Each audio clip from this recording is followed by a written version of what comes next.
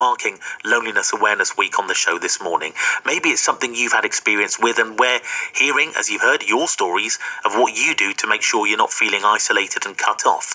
We're also finding out about some of the support available in the county, including from organisations like Age UK, Cambridgeshire and Peterborough. And just before the show started, I spoke to its chief executive, Melanie Pittock, and I began our conversation by asking her how big a problem loneliness is in our area. Loneliness is a huge issue amongst older people in the county. Unfortunately, it's a growing issue, especially as the number of older people grow, but also with the fallout of COVID still, believe it or not. It's had a massive impact on how isolated people are finding themselves, and with the cost of living. So all of these factors are meaning that older people are finding themselves to be isolated at home. They're not able to necessarily access transport particularly well, and unfortunately the COVID and the cost of living crises have actually meant that people's health and well-being has declined, which again is another factor to becoming isolated and then ultimately feeling very lonely. And what kind of real-life impact, real-world impact can it have on those people who do feel lonely? What sort of things are you seeing in people that are suffering from loneliness? Well, people who feel lonely are very much more likely to have poor health. They're much more likely to not eat so well. So we see people who are becoming malnourished. They're not probably having meals. Physically, that can then affect their health and well-being. And obviously, emotionally, it can lead to losing confidence. It can lead to not wishing to ask for help, not having the confidence to even ask for help. So it really does impact two ways. It is the physical and the emotional side of things. And, we will see people becoming more and more frail. So frailty is increasing. Not everybody feels lonely being on their own, and actually you can feel lonely being in a room full of people. But if you've lost a loved one or lost something big in your life, then actually you can feel incredibly lonely and just need somebody who understands, because I think it's about understanding how it can be to feel so isolated.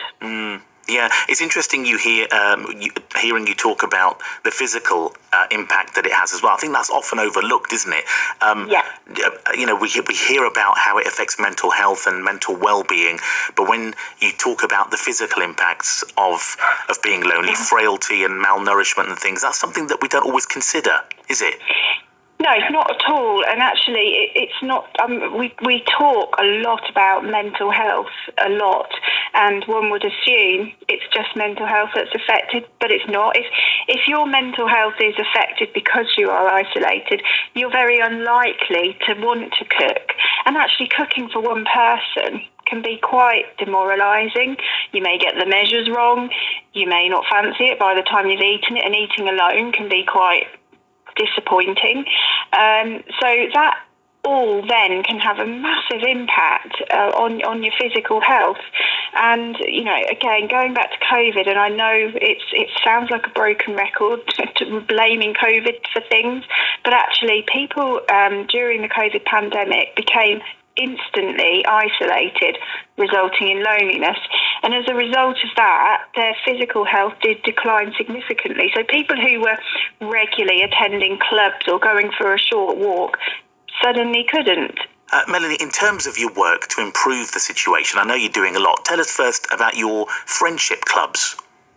Yes, so primarily in Peterborough, we have quite a number of friendship clubs where we support local people to set up clubs that meet on a regular basis once a week. Most of the clubs provide a hot meal and friendship.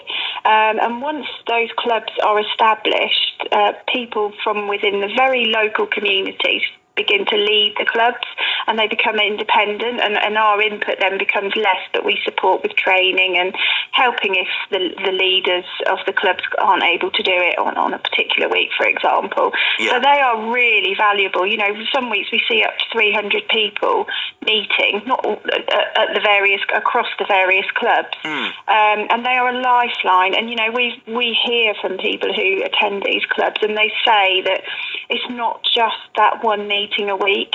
You know, if they're unwell, then others within the clubs will know about it and they will find time to visit. And we've had people who've visited others in hospital, for example, or taken meals round to their homes when they know that they're not well.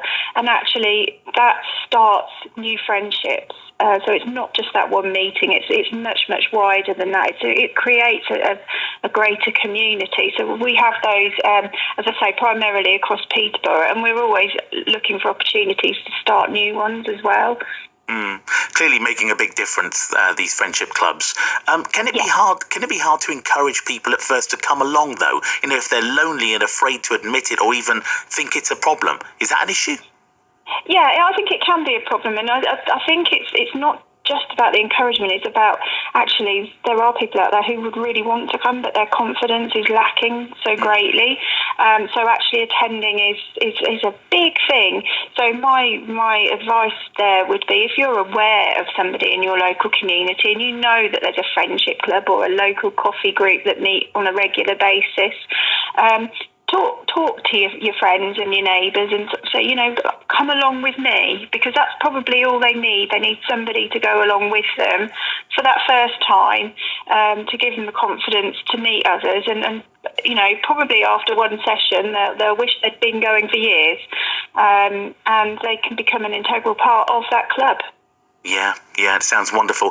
You also have what's called Sharing Time Volunteers. Can you tell us more about how that works? So Sharing Time is very much about bringing two people together, one being a volunteer, one being a service user, who really, you know, they really want to create a friendship and prevent themselves feeling isolated and ultimately lonely.